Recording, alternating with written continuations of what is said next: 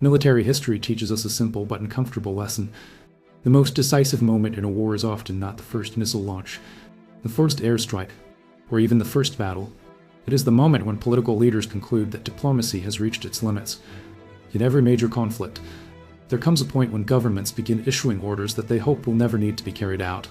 This fictional scenario begins at exactly that moment. Imagine a rapidly deteriorating security environment in which months of escalating tension have exhausted every traditional diplomatic channel. Intelligence reports grow increasingly alarming. Military commanders request additional resources. Naval task forces reposition across strategic waterways. Long-range bombers disperse to secondary airfields. None of these actions necessarily mean that war is inevitable. They mean something equally significant. Governments are preparing for the possibility that deterrence may no longer be enough. Modern warfare rarely begins without warning. Instead, it unfolds through a gradual transformation of military posture. Supplied depots become active around the clock. Fuel reserves are expanded. Precision-guided munitions are redistributed. Satellite surveillance intensifies. Communication networks shift to wartime protocols. To the general public, these developments often go unnoticed. To military planners, they represent unmistakable indicators that strategic calculations are changing. In this fictional war game, the United States faces one of the most difficult challenges any global power can encounter. Its objective is not simply to defeat an adversary. Its objective is to prevent an entire region from collapsing into uncontrolled conflict, while simultaneously reassuring allies that its commitments remain credible. That balancing act has defined American military strategy for decades. Credibility, however, is a complicated concept. A superpower cannot appear unwilling to defend its partners.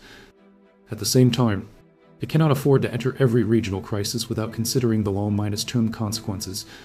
History repeatedly demonstrates that military superiority alone does not guarantee political success.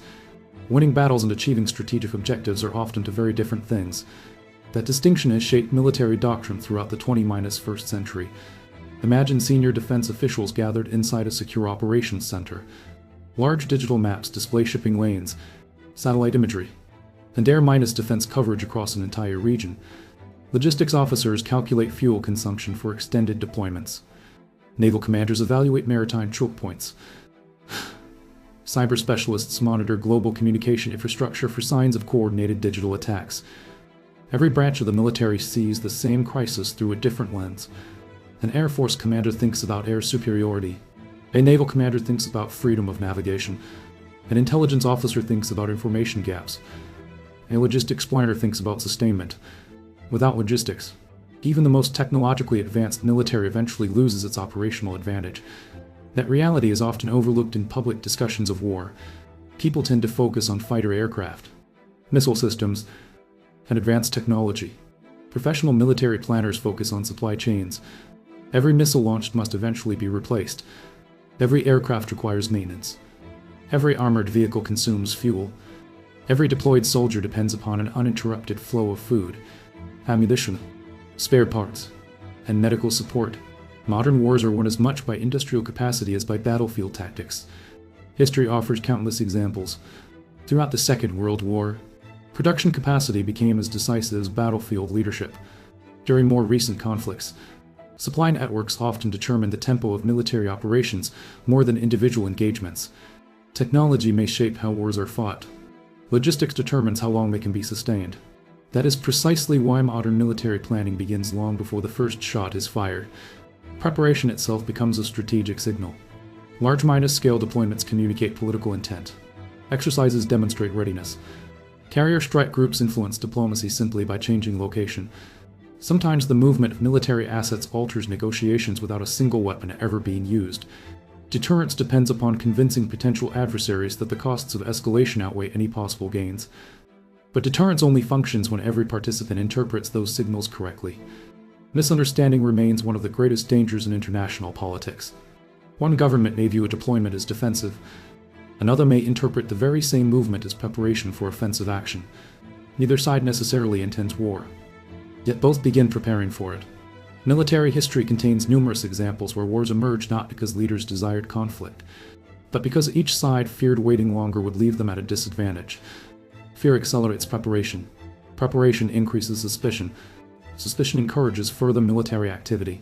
The cycle feeds itself. That is the strategic environment explored in this fictional scenario.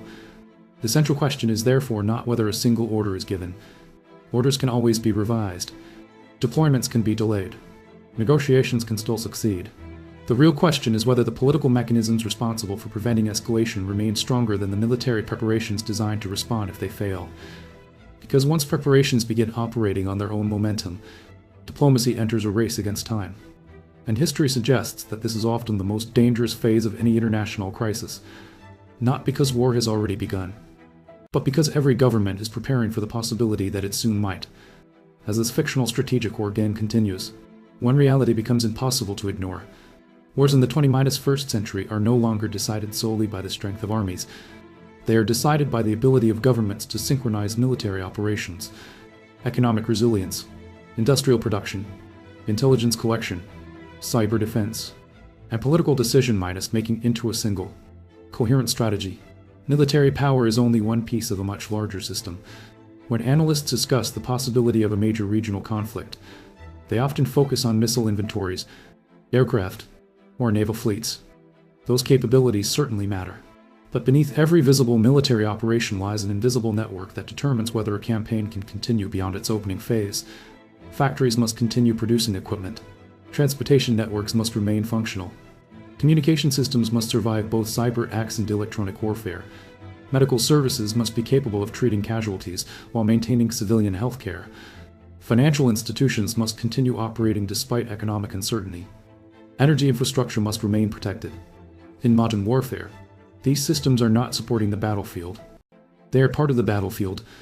This is why strategic planners frequently describe modern conflict as a contest between national systems rather than simply between military forces. Every missile launched represents years of research, industrial manufacturing, logistics planning, and political investment. Replacing that missile requires an equally sophisticated network. Victory therefore becomes less about winning a single engagement and more about preserving the capacity to continue operating under sustained pressure. In this fictional scenario, decision-makers face another difficult challenge: time. Every passing day changes the strategic picture. Extended military deployments increase operating costs. Equipment experiences wear. Personnel require rotation. Political leaders face growing public pressure. Financial markets begin reacting to uncertainty.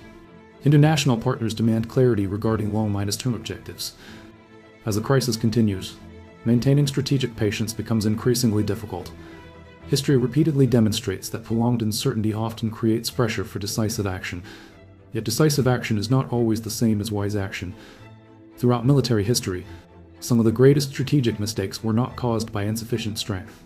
They were caused by excessive confidence, believing that technology alone could guarantee victory, believing that speed would compensate for planning, believing that military success would automatically produce political stability. Again and again, history has challenged those assumptions. Modern conflict rarely produces simple endings. Even overwhelming military superiority cannot eliminate geography, politics, economics, or national identity. These factors continue shaping events long after the final battle has ended. That is why military academies around the world devote enormous attention to strategic planning rather than tactical victories alone. Winning battles matters. Winning peace is considerably more difficult. Within this fictional war game, 3 broad outcomes remain possible. The first is controlled stabilization. Following a period of heightened military readiness, diplomatic communication succeeds in rebuilding enough trust to prevent further escalation. Military forces remain deployed. Political disagreements remain unresolved. However, all participants conclude that the costs of continued confrontation outweigh any potential gains. The region returns to an uneasy balance, not because trust has been restored, but because deterrence has once again become credible. The second possibility is prolonged competition. Neither diplomacy nor military action achieves decisive result. Instead, governments settle into an extended period of strategic rivalry. Economic competition intensifies. Where operations become increasingly sophisticated. Information campaigns target public opinion. Military modernization accelerates on every side. The conflict never fully disappears. It simply changes form. This type of competition may last years, even decades. Many of history's longest geopolitical rivalries followed exactly this pattern. The third and most dangerous possibility is strategic overextension. Every government believes that one additional operation will improve its negotiating position. Every military commander requests one more deployment.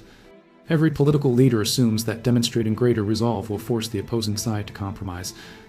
Instead, each action creates new commitments.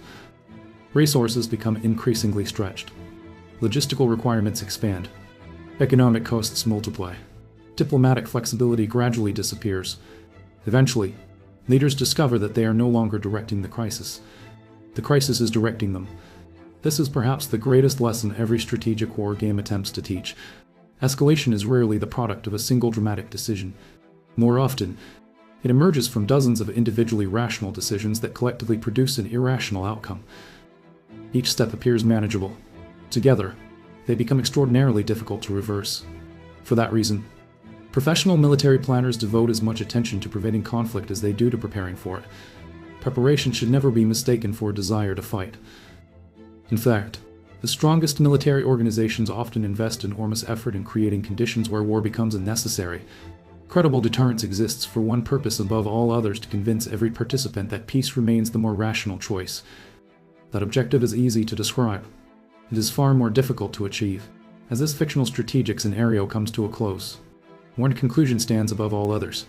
The future of modern conflict will not be determined solely by technological innovation or military spending.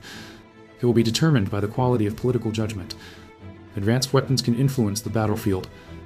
Industrial capacity can sustain military operations. Intelligence can reduce uncertainty. But none of these capabilities can replace careful leadership. History consistently reminds us that nations are rarely defeated by a lack of strength alone. More often, they are defeated by flawed assumptions, strategic miscalculations, and the inability to recognize when circumstances have fundamentally changed. That is precisely why fictional strategic war games remain valuable. They are not designed to predict the future. They are designed to challenge assumptions before reality does. Every simulation asks the same essential question. If every actor believes it is behaving rationally, how does the international system prevent rational decisions from producing irrational consequences? There is no universal answer, only continuous analysis, careful diplomacy, and the recognition that in international security, preventing a war will always be more valuable than winning one. Thank you for joining this fictional strategic analysis. If you enjoy long-form documentaries exploring military strategy, logistics, geopolitics, and the evolving nature of modern warfare, consider following the series. Because understanding conflict begins long before history records its first battle and long before the world ever hears the first shot.